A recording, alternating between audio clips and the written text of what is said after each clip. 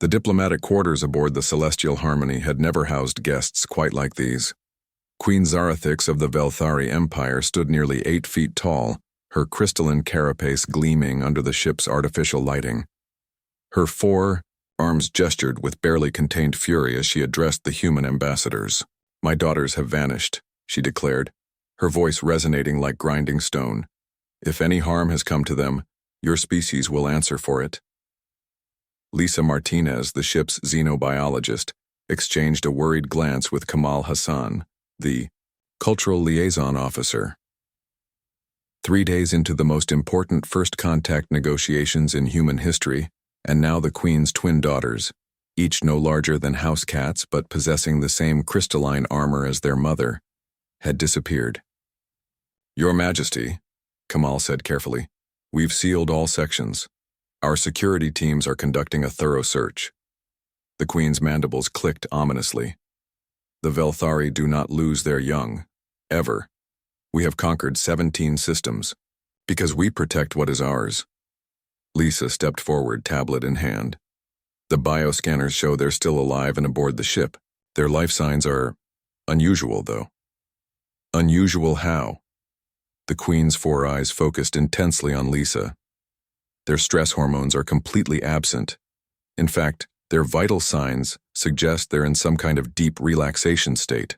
Almost like they're content?" This only seemed to enrage the Queen further. "Impossible. Velthari younglings are never content away from their clutch mother. They should be terrified calling for me." Captain Rodriguez's voice crackled over the comm. "All teams expand the search to maintenance shafts and air ducts. These beings are small enough to access areas we might have overlooked." Hours passed. The Queen paced the diplomatic lounge, her claws scoring marks in the deck plating. Her royal guard, massive warriors who made their queen look delicate, flanked the exits, weapons at the ready. The entire human crew walked on eggshells, knowing that one wrong move could spark an interstellar war. Lisa found herself studying the Queen's behavior, fascinated despite the circumstances.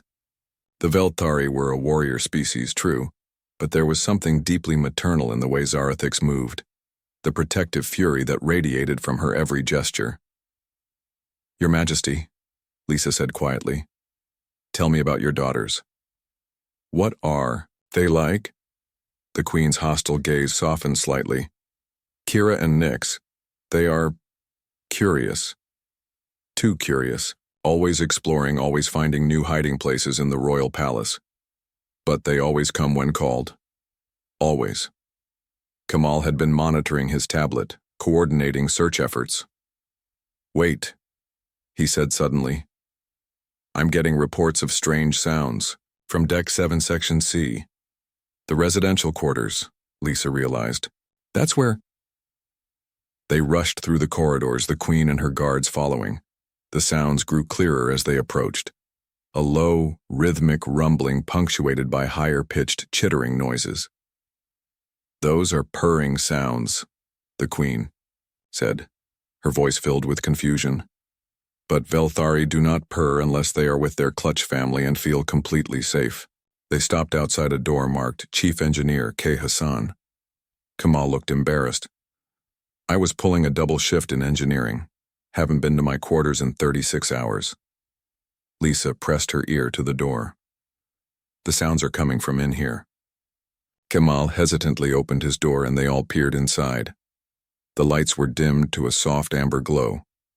There, on Kamal's bed, lay the 2 missing princesses. Each was about the size of a terrestrial cat, their crystalline shells catching the light like living jewels. They were curled up on either side of a lumpy pillow, their small bodies rising and falling in the rhythm of deep sleep.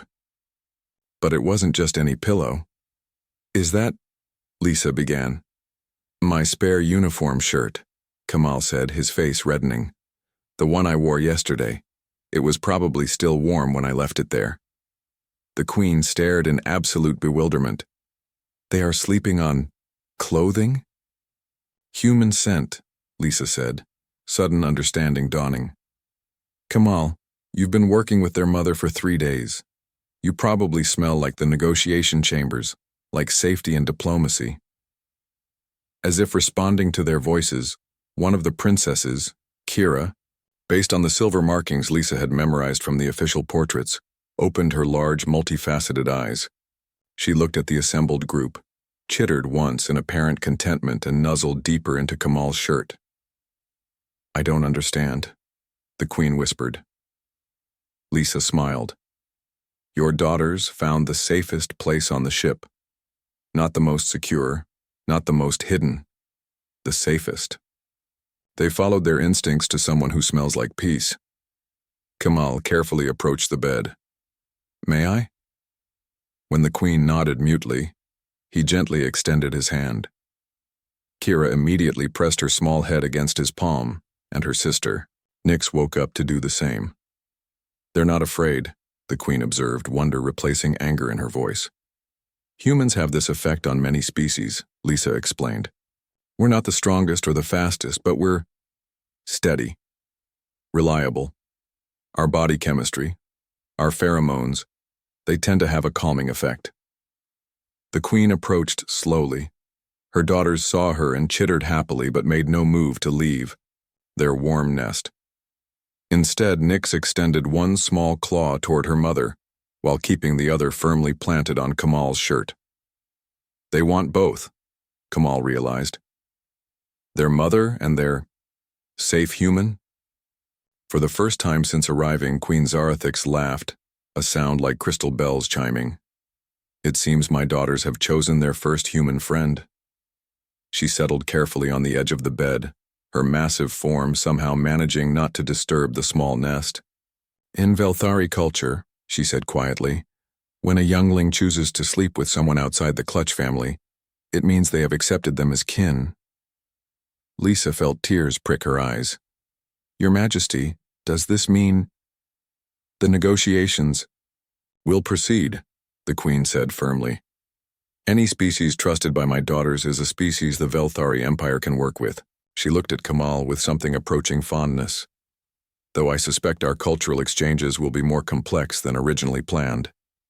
Kamal gently stroked Kira's crystalline shell, marveling at how something so alien could feel so natural. "I think," he said with a grin, "humanity just gained its first interstellar babysitting job." The queen's mandibles clicked in what Lisa was learning to recognize as amusement. "Welcome to the family, humans. Try not to lose my daughters again." As the group quietly filed out, leaving the princesses to their peaceful sleep, Lisa couldn't help but smile. Sometimes the most important diplomatic breakthroughs came not from grand gestures or complex negotiations, but from the simple act of providing warmth to someone who needed it.